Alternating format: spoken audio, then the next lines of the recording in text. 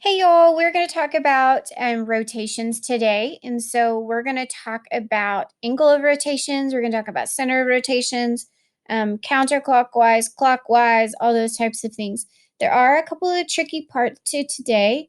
And so just make sure you pay attention to my kind of tricks that I explain because I think they could be really helpful for y'all. Okay, so with rotations, let's first start talking about what the center of rotation is. So a rotation is about a fixed point. It's called your center of rotation. So if you look at this picture up here, point C is going to be your center of rotation. The angle of rotation is how much that angle is being rotated. Okay, the main ones we are going to see are going to be 90, 180, 270, and then of course 360s all the way around. Those are going to be the main ones that we deal with when we rotate points or triangles. But we are going to see some other shapes that could be rotated at different degrees.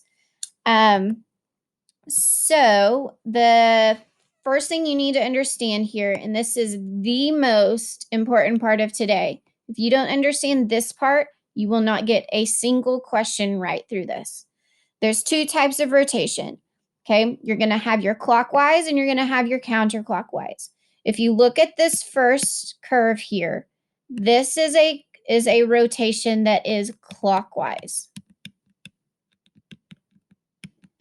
Okay, if you think about a clock, okay, and I think most of y'all know this, but if you think about a clock, the way the clock goes, okay, the way you tell time, the way the clock ticks, that is clockwise. Okay, if we were to go in the opposite direction, that would be counter. Counter in this case means opposite. Okay, and so counterclockwise would be that opposite direction. So you have your counterclockwise and you have your clockwise. Okay, if they do not tell you, and this is kind of backwards from what you would think, if they do not tell you what the rotation is, you assume that it is clockwise. All rotations are counterclockwise unless otherwise stated. Assume that it is counterclockwise unless they tell you otherwise. Okay, we're going to look at some specific notations for these, the way these are written. So let's say we have 45 degrees counterclockwise. Remember what we said, that we assume that it is counter unless they tell us otherwise. Okay, that is why you will see this 45 being positive right here. That kind of seems backwards to me, but that's why you just assume it's counter. And if I'm just giving you a whole number, it's positive. Okay, a positive number goes with counter. Okay, so let me just explain this notation. This R stands for rotation. The P, that's saying this is a rotation around point P, and it's 45 degrees counter. Okay, and then we look at clockwise, the 30 degrees clockwise rotation. Again, we have R here for rotation. This is saying around 0.00, which is what most of our rotations will be. And then this says that it'll be a clockwise rotation. Okay, and so that's going to be a negative number. Again, we assume it is counter, so that would be positive. Therefore, if they tell us otherwise, if they tell us it's clockwise, that's going to make that angle to be negative. Again, that seems backwards to me, and so I really have to make a point to remember that, and so I think you will too. Find the image using the regular hexagon with center Z. So here Z is our center. Okay, and here's what you have to think about. You have to understand here that a full rotation here is 360 degrees all the way around. Now, I don't want you to get this confused with the measure of those angles. That is very different. Okay, the measure of those angles are not all 60 degrees. Okay, the exterior angles will be, but the inside aren't. So you have to make sure you understand we're talking about angle of rotation here.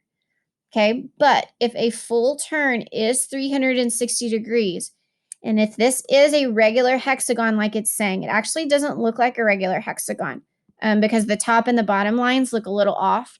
But assume that it is, then I'm going to divide this number by 6.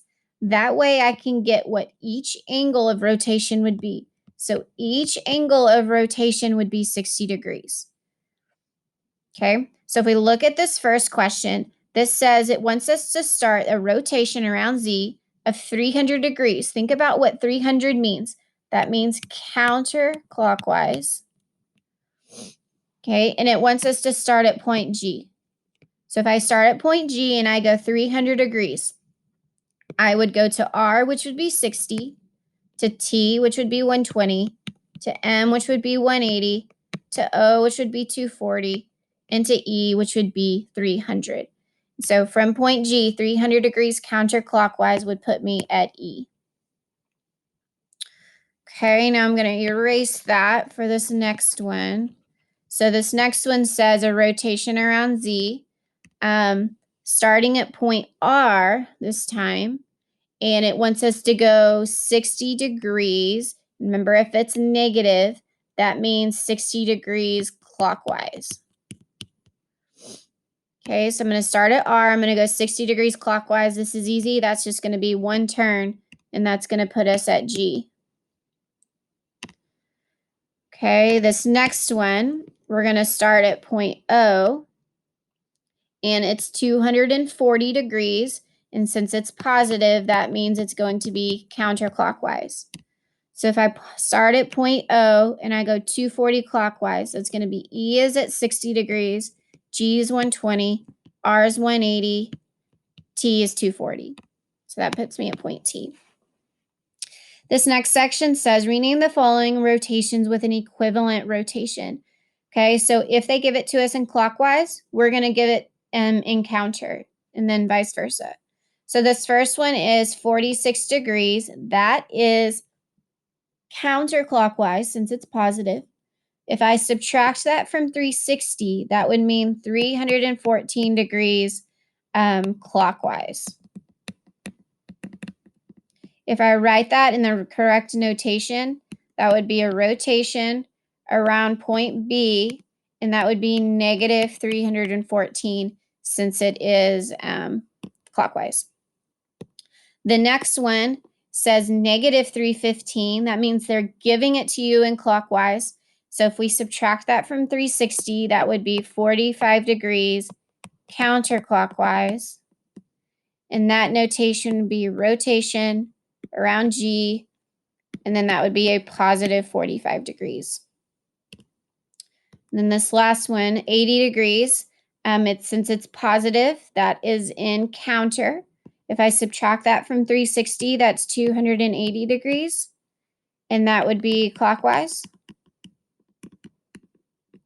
And that notation would be a rotation around T, and that would be a negative 280 since it is clockwise.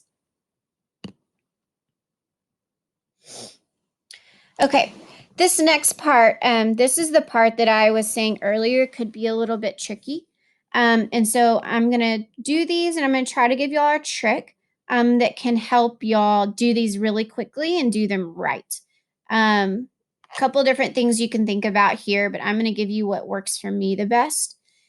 So this is perform the following rotations. So this first one says, this wants you to rotate this triangle around 0, 0. That just means that 0, 0 is the center of 90 degrees. And since it's negative, that means that's going to be clockwise.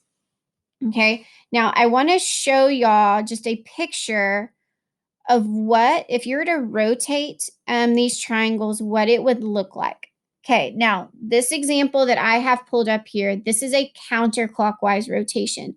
So I don't want y'all to get this confused with what we are doing on this first slide, but I did just want to show you what these look like.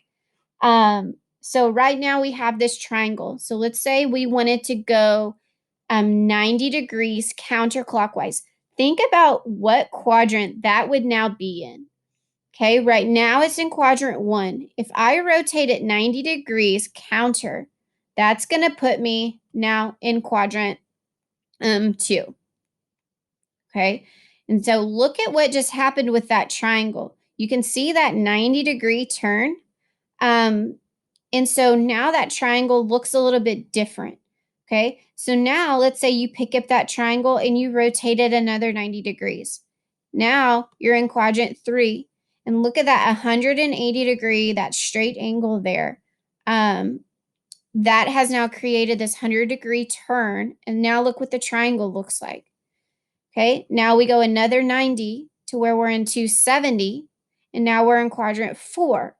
And again, look, there's that 270-degree turn.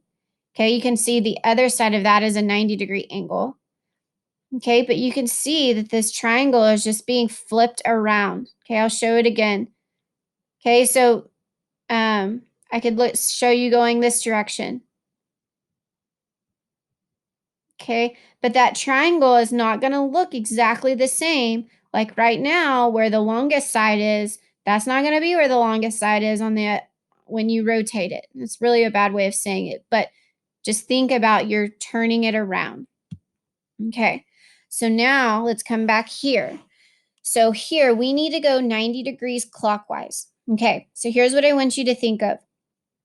Okay, right now we are in this quadrant. If I were to go 90 degrees clockwise, that would now put me in this quadrant here. Okay. Now here's what we're going to do.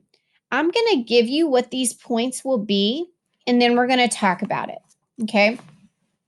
So if we were to make A prime, B prime, and C prime, A prime would be 2, 4, B would be 4, 7, and C would be 8, 1. Okay. So here's what I want you to think about. The first step in these is deciding, okay, if I rotate this point or this shape, okay, normally we take it point by point, but here all the points are in the same quadrant. If we rotate that entire triangle, what quadrant is that going to put me in? Okay, because once you decide that, you're going to know your signs for your points. You're going to know, is my X value positive? Is my Y value positive? Is it negative? Okay, and so here we know that if we rotate that 90 degrees into that next quadrant, all of the X and Y's are all going to be positive. Okay, here's the next thing I want you to think about. If you're going 90 degrees or 270 degrees, this is my trick. Okay, this is like an awesome trick. If you go 90 degrees or 270 degrees, you are going to flip your X and Y. Okay, so look at what we started with A. We started with -4 and 2. I flipped those numbers around, but I had to decide what signs they were.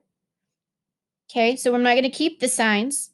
Okay, now with 2, I did, right? Because we're still, we're going to have a positive X. Okay, but notice what I did with point B. I flipped the numbers around, but I decided what signs they were. With point C, I flipped them around, but I decided what signs they were. If it's a 90-degree turn or a 270-degree turn, doesn't matter if it's clockwise or counterclockwise, you are going to flip the numbers, but then decide what signs they need to be. Or decide what signs they need to be first, and then flip the numbers. Either way. Okay, but if I were now to graph this, this is going to be really hard for me to graph because I'm doing this on my computer.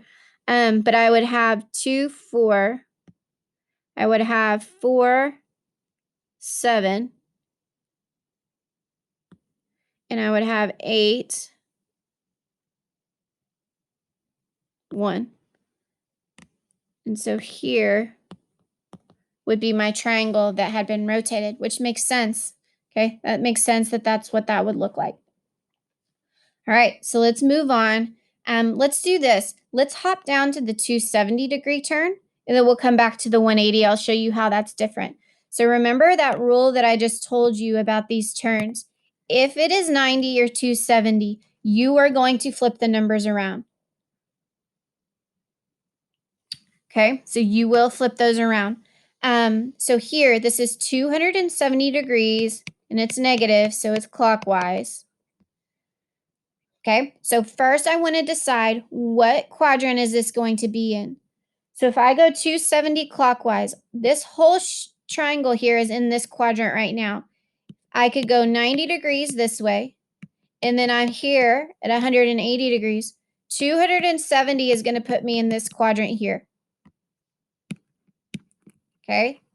So here's what I do. Okay? And again, I really think this is going to help you. What I would do is I would look at this quadrant and I would say, okay, are my x values positive or negative there? Okay? X would be negative. So I'm going to come down here and I'm going to put negatives in all my x's. Then I'm going to look at that and say, okay, what about my y values? Okay, well here, my y values would all be negative also. Okay, now remember my trick. If it's 90 or 270, you're flipping the numbers. And so here, this would be -2, -4. The next one would be -4, -7. And then you have -8, -1. And see what we did? We already decided the signs, and then we just had to know to flip them. Okay, and then of course I could graph that if I wanted to, but I'm not going to. Okay, so now let's hop to the 180. Now notice that I said we only flip the numbers for 90 and 270. So what do you think we do with 180? We keep the numbers. Okay, you keep them in the same order. But again, you need to decide what the signs need to be. So here, if I'm going 180 degrees clockwise, that would put me 90 degrees here, 180 degrees here. Okay, and so I would end up in this quadrant. So now I want to think about, okay, are my x values positive or negative there? Okay, x would be positive. What about y values? Y values would be negative. So I'm going to go ahead and just put all those negative signs there.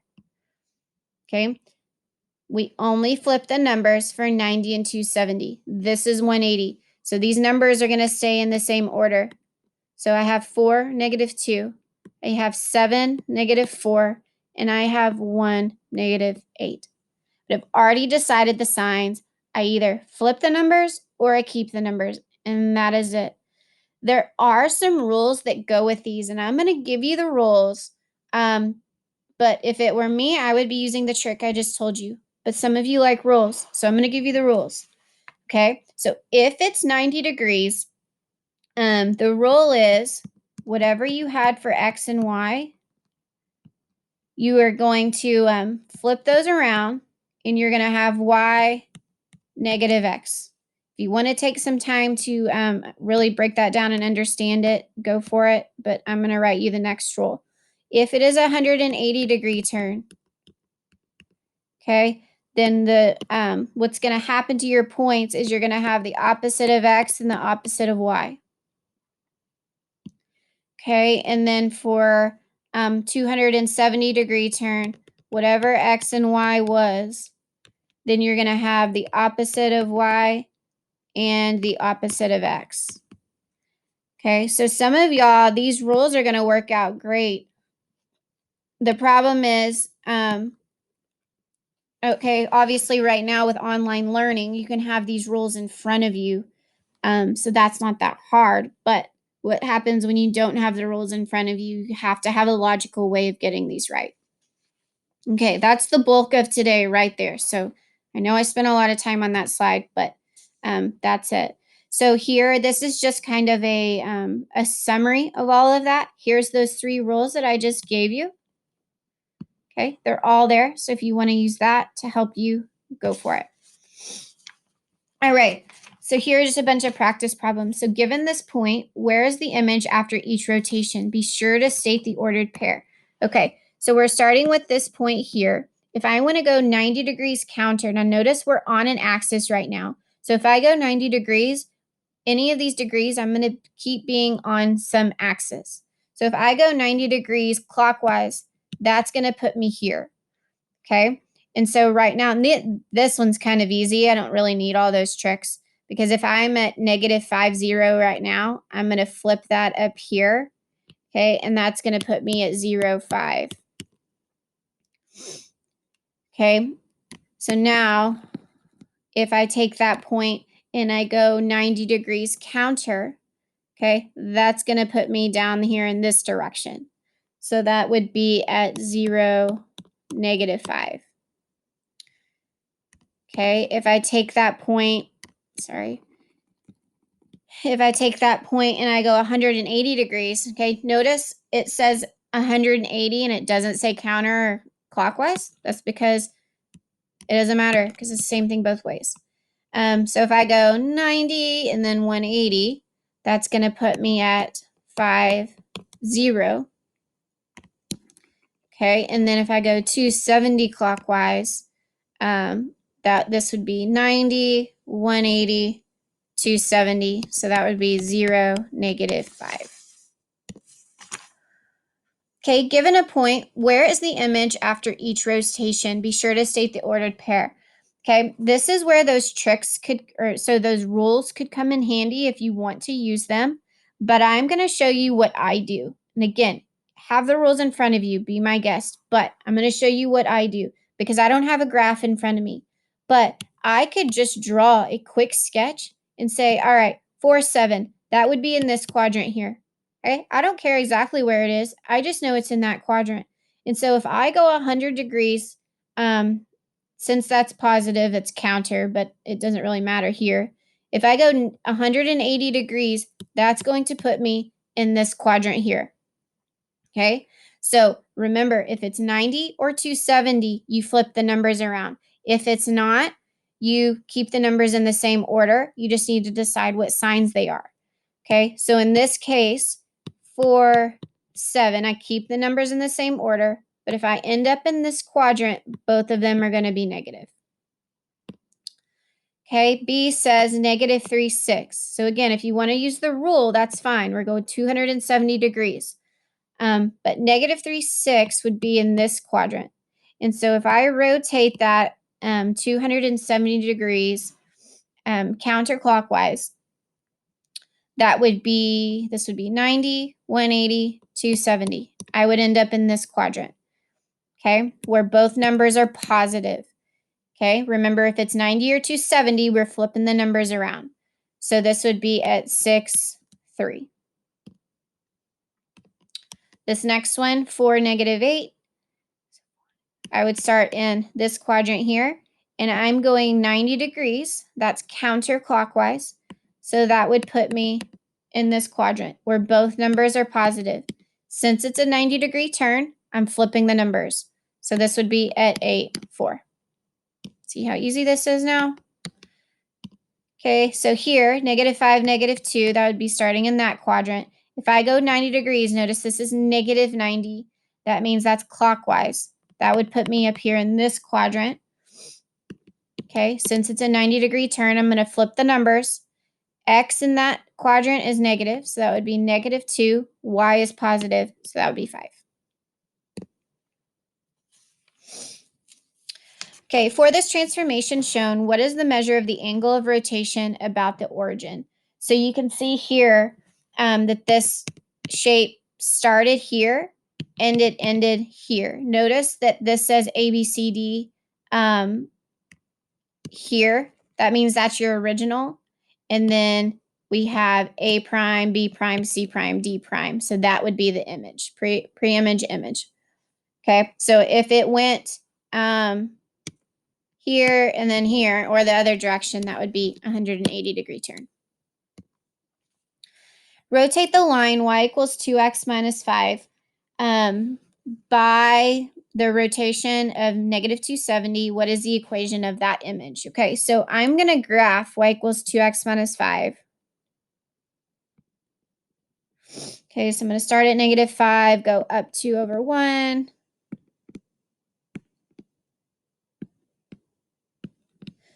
Okay, and so I have this line. Let's see if it lets me make a pretty line here. There we go. Okay, so it's wanting me to rotate this -270. So that would be clockwise 270. Now think about also, that could mean counter 90. So you could do either direction here. I'm just going to stick with what it told me.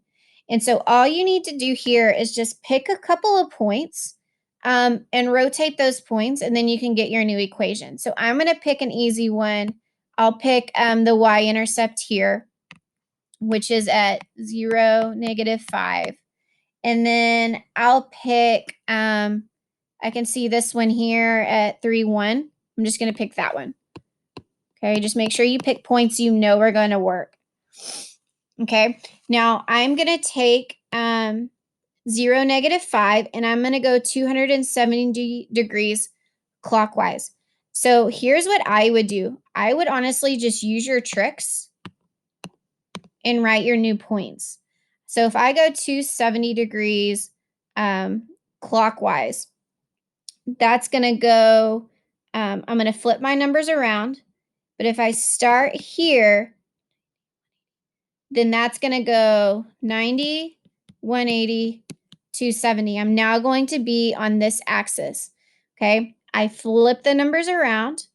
Okay, and x would be positive there, and then y would just be 0.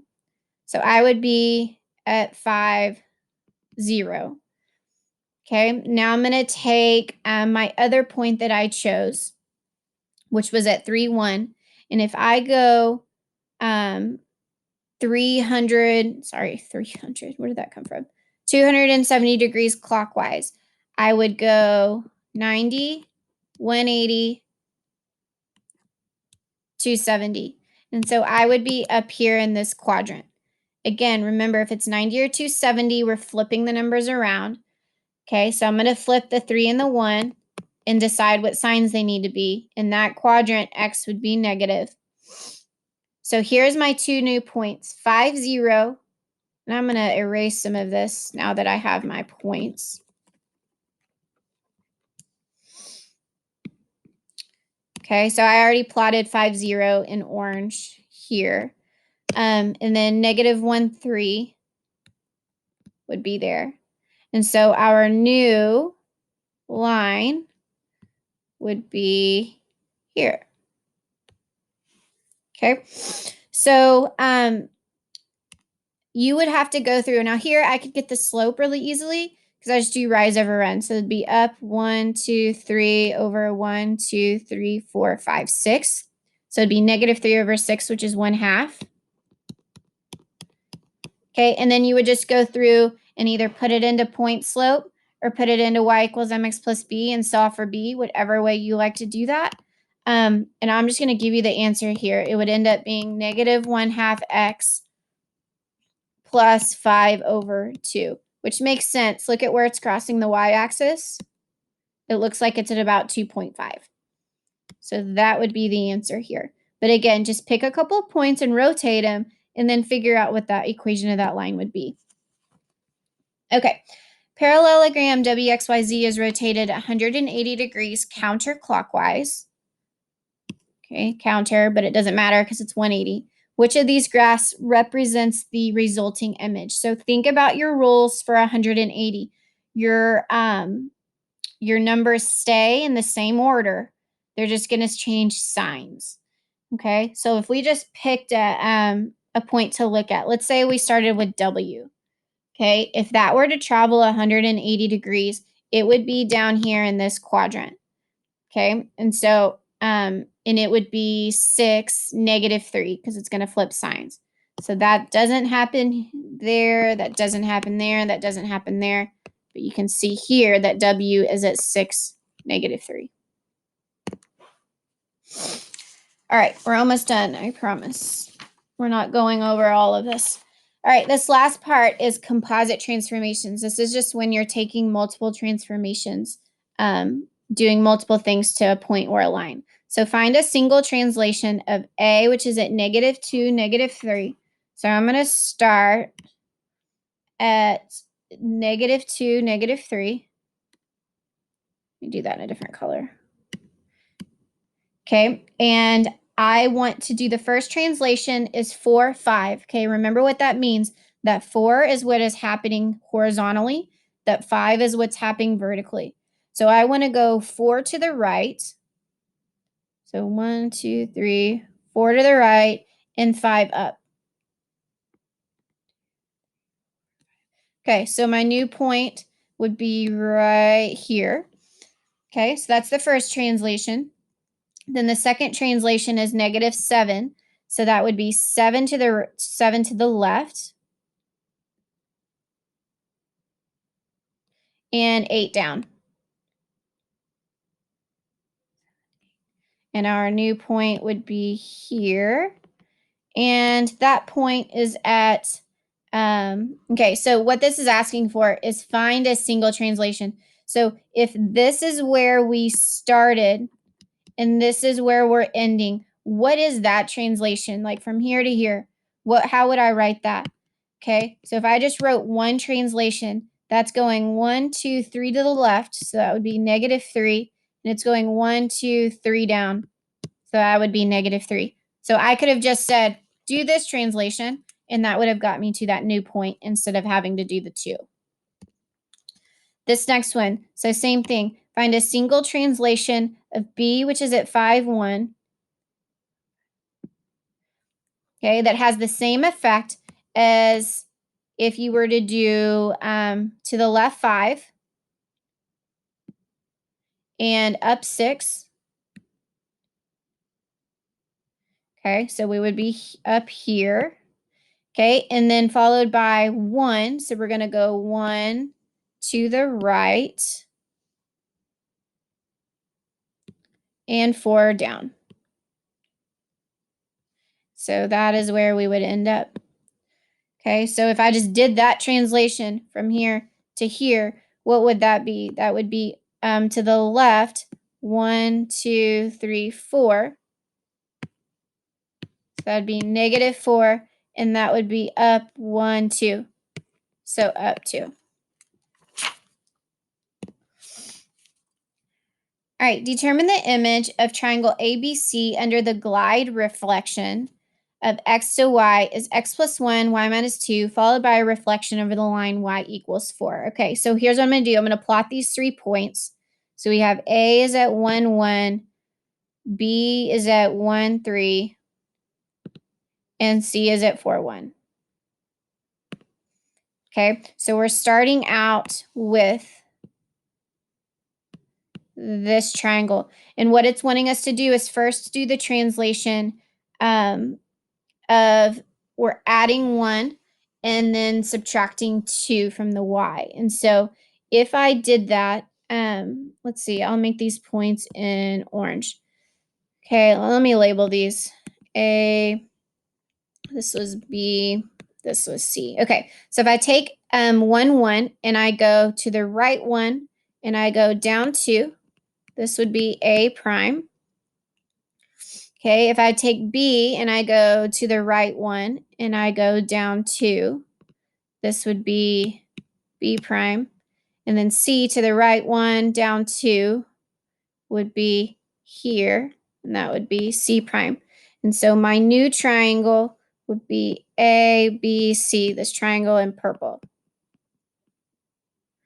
All right, so the next thing, it wants us to do a reflection over y equals 4. So let's first figure out where is y equals 4. Let's see, 1, 2, 3, 4 would be here. Okay, and so now since we're just reflecting it over that line, I'm just going to count how far away these points are and just reflect them over. So A prime is 1, 2, 3, 4, 5 away. So 1, 2, 3, 4, 5. A would be up here. Okay, and that would be A prime prime. Okay, then I go up to B and it's 2 away. So I go 2 away on the other side. So that would be B prime prime. And then C is 1, 2, 3, 4, 5 away. So 1, 2, 3, 4, 5 away. And so our final product is this triangle up here in blue. Okay, I'm not going to do this next one because it's the same thing, except you're reflecting at the end over x equals -3. I'm just going to kind of sketch what these 3 triangles would look like if you want to check it. And this will not be perfect because I'm just sketching this real quick, but you would have here, you would have here, and you would have something like here. So again, that is not perfect, but if you want to do it and check it, go for it. Okay, describe the composite transformation. So the work has already been done for you. You just have to describe what's happening. And so here I'm going to start with BC or ABCD, okay, because that's just regular ABCD. And it looks like it's been reflected over the x-axis. So that's exactly what happened. So this reflected over x-axis first. And then we go down to ABCD prime. Okay, so down here to ABCD prime, and it looks like, again, it's been reflected, but it's reflected over the y-axis. So reflect over y-axis. Sorry, this writing is terrible because it's on my computer. Okay, when we go to number 6, the first thing is, okay, make sure you know where you're starting. Okay, so we're starting here with B, C, D. Okay, and what happened here is it looks like this was a reflection and then another reflection. So reflection and reflection because it was reflected over this line here and then it was reflected over the x-axis. We go down to number 7 from G, F, or F, G, H. This was reflected over this line and then it was just translated. It was just moved, shifted over. Okay, and then you go down to number 8. And this was rotated 180 degrees from here to here. It was rotated 180 degrees, and then it was just translated. It was moved down. If you need to take your time on those, go for it, but I'm going to move on. Okay, I'm actually not going to go over these because these are just review, but I am going to give you the answer. So number 9, the answer is 1/3 x plus 1/3. If you go back and do that one, make sure you understand that the scale of this graph is going by 2s, okay? And only use sure points, like 4 sure points that you know, like the y-intercept, and then use the slope to move to get another point because it's really hard to see the points on there. And then I'm not even going to give you all the answer to number 10. Okay, sorry that was longer than I wanted it to be, but all of that was super important.